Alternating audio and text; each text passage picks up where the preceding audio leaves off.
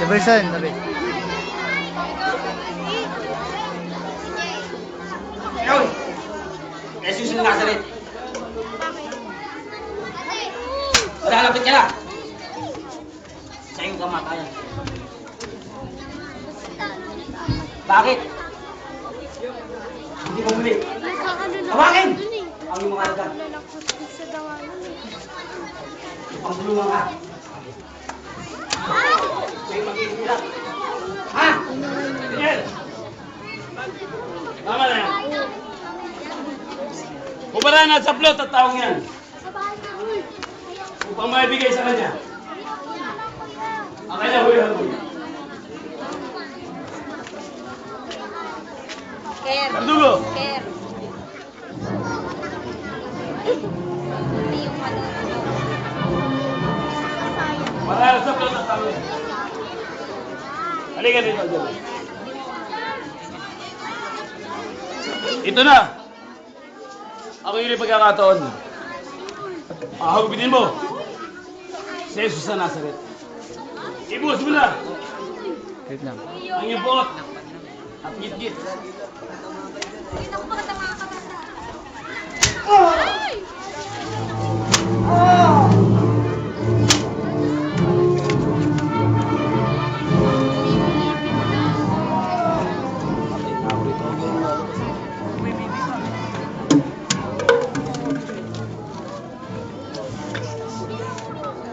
Tanya. Ano mabuti hangin sila sa iyo?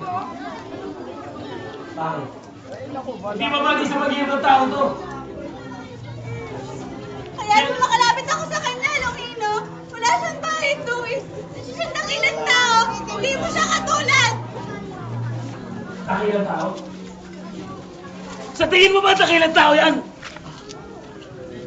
Siya isang impostor. Nagpapaganda ang iyong Diyos. Ang aral din sa siya. Ako sa pamahon. Tanya! Pati ba nung ikaw? Ay napaniwala na tao ko. O baka naman siya yung akin na. Diba? Ako naman. Lamang silang inulat. Ano siya siya? Kung nais ko lang mo.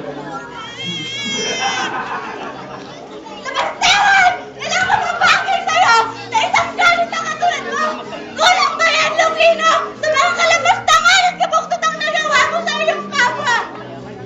Ngunit bakit ganun, Longino?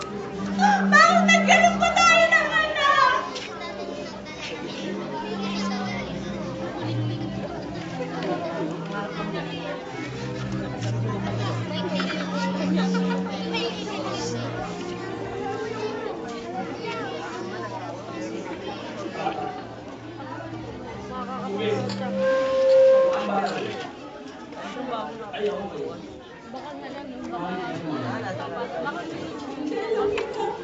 Anak? Tinawag mo ang anak mong anak? Kailan pa, Longino? Oo! Anak ko ang batang ito! Ngunit hanggang doon lang, Longino! Dahil ikay patay na! Patay ka na! Dahil sa iyong kabuktutan! Wait, alam mo naman. Kung tumagtang ako sa akin. Tungkulin? Tungkulin, Longino? Tungkulin ko matatawag ang parusahan ng tao ng bahay sa kasalanan! Saranin mo ako, Longino! Kaya mo makausap ko siya! Jesus!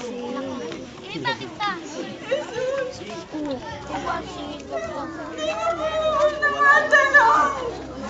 Ang iyong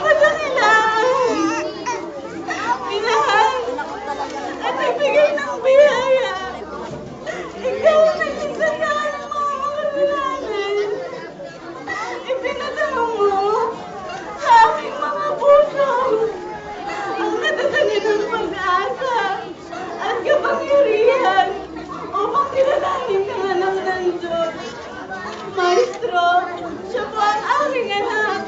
Inayos kong hindi ng aking buhay. Ngunit dahil sa lubos kong pananampalataya sa Diyos. Bago na. Patawarin mo ako, Maestro.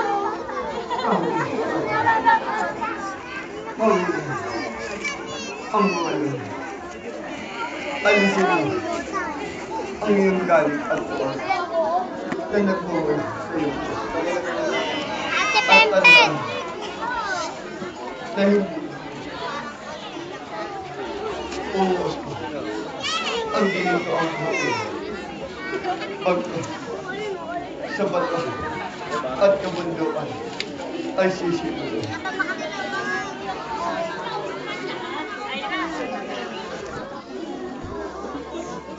Tandaan mo siya. At kayo, mga narito.